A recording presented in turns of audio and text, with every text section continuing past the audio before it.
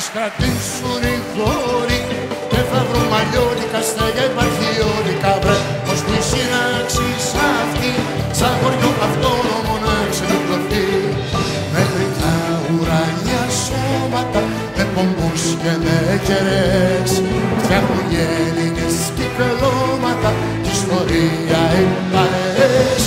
Κάνει ο Γιώργος στην αρχή είμαστε, δεν είμαστε, τίποτα δεν είμαστε βρε. Το Γιάνναγης τραγούδι άμα είναι όλα άγραφα κάτι θα δει. Και στις νύχτας στο λαμπάδιασμα να κι ο Άλκης ο μικρός μας για να σμίξει παλιές κι αναμένες ματιές με το ροκ του μέλλοντος μας.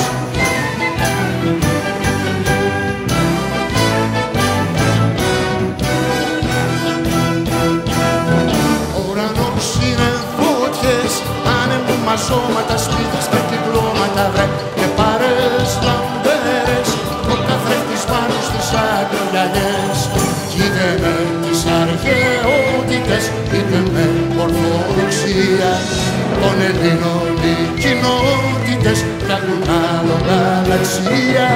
Να κι ο Πάλης που έχει πιει κι η Λιδία τρέπεται μόνο εκείνη βλέπετε βρε. Ο Αχιλλέας με την ζωή προς την Πολαρόιδ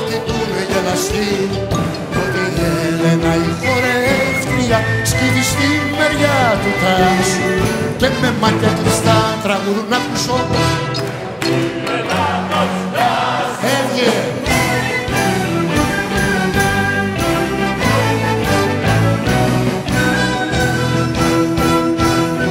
Τι να φταίει η Βούλη, τι να φταίει οι εκπρόσωποι, Έλληνοι για πρόσωποι βρε. Απονάει κεφάλι, φταίει η απρόσωπη αγάπη που έχει βρει. Μα η δικά μας έχει όνομα, έχει σώμα και θρησκεία και παππούλη σε μέρη αυτόνομα μέσα στην τουρκοκρατία. Να μας έχει ο Θεός γέρους, πάντα να τα μόνουμε και να ξεπαρτώνουμε βρε. Με χώρους κυκλωτικούς και άλλο τόσο ελεύθερους από καμούς.